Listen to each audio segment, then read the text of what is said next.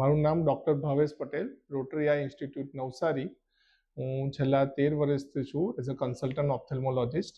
આજે આપણે વાત કરીએ કે આંખમાં ઘણી બધી ઈજાઓ થતી હોય છે, જેમાં નાના બાળકથી લઈને મોટા ઉંમરના માણસ સુધી કોઈપણને આંખની ઇન્જરી થવાના ચાન્સીસ આખા શરીરમાં સ્કિન પછી સૌથી વધારે હોય છે, કારણ કે આંખની ફરતે કોઈ હાડકું કેવું હોતું નથી.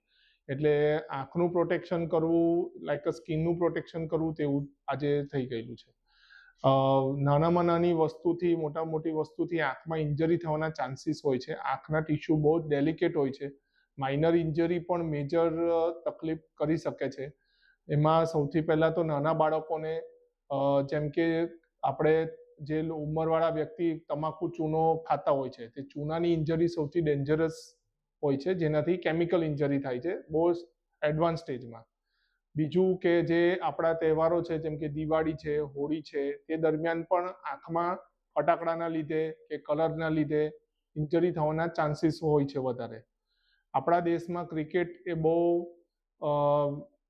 ફેવરેટ ગેમ છે, પણ અમે જોતા હોઈએ છીએ તેમ રવિવારે જેમ સૌથી વધારે રમવાનું હોય તેમ આંખમાં બોલની એટલે ક્રિકેટ બોલ ઇન્જરીના ચાન્સીસ પણ બહુ જ ઘણા કેસો હોય છે થ્રુ આઉટ ધ યર.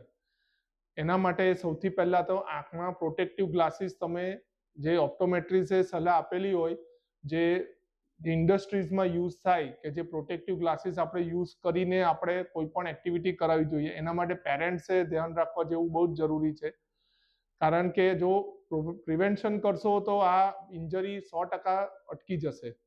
બરાબર. જેમ કે અને જે અશિક્ષિત વ્યક્તિને પણ તમે શિક્ષિત કરી શકો છો.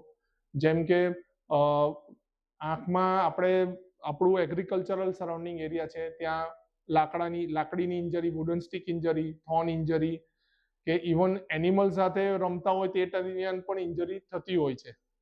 બીજું કે આપણે ત્યાં રોડ ટ્રાફિક એક્સિડન્ટ્સને એના લીધે પણ આંખની ટ્રોમા થવાના ચાન્સીસ ઘણા રહી છે. આ બધી વસ્તુ જનરલી 40 વર્ષથી નીચેના ને યંગ પેશન્ટને વધારે હોય, જેના માટે આખી લાઈફ આગળ કાઢવાની હોય. અને મેં કીધું તેમ આંખ એ ડેલિકેટ વસ્તુ છે, કોઈ પણ માઇનર ઇન્જરી મેજર વસ્તુમાં કરી શકે. એમાં આંખના આગળથી લઈને પાછળના ભાગ સુધી પણ ઇન્જરી થાય. જેને સિવિયર રોડ ટ્રાફિક એક્સિડન્ટ થયેલો હોય તેમાં આંખની નસ પર સુકાવાપણું લઈને ભવિષ્યમાં એક જાતનો અંધાપો જેવી કન્ડિશન આવી શકે તેવું હોય છે. અમુક કેસીસમાં એ મેનેજેબલ પણ નથી હોતું, તેવા કેસીસ પણ હોય છે. અમુક કેસીસમાં એ મેનેજેબલ થઈ શકે છે.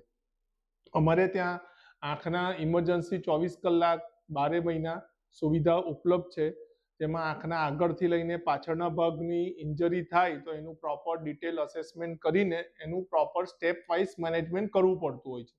તેમાં ફેમિલીની સહનશક્તિ, ધીરજ રાખવી બહુ જરૂરી હોય છે.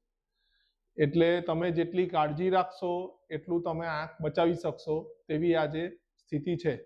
એટલે સ્પેશિયલી જે ડ્રાઇવિંગ કરતા હોય ત્યારે ગોગલ્સ વગર નીકળો નહીં, તે ઘણું સારું છે. જે લોકો ફાર્મિંગ હોય કે શિપિંગમાં જતા હોય તે લોકોએ પણ પ્રોટેક્ટિવ ગ્લાસીસ યુઝ કરવા જોઈએ. ને જેટલી પણ કેમિકલ ઇન્ડસ્ટ્રીયલ ફેક્ટરીઝ છે તેમાં પ્રોટેક્ટિવ ગ્લાસ યુઝ કરશો તો જ કેમિકલ ઇન્જરીથી બચી શકશે. બાકી એમાં એવું નથી કે એકવાર ઓપરેશન કરીને આજીવન સારું થઈ જાય.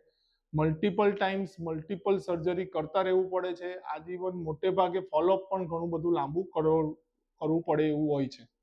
એટલે તમે સજાગ રહેવું અને આંખમાં ઇન્જરી ના થાય તેના માટેના બેસ્ટ પ્રયત્નો કરો. વધારાની માહિતી માટે તમે હોસ્પિટલની વિઝિટ કરી શકો છો તમારી જરૂરિયાત પ્રમાણે. Thank you.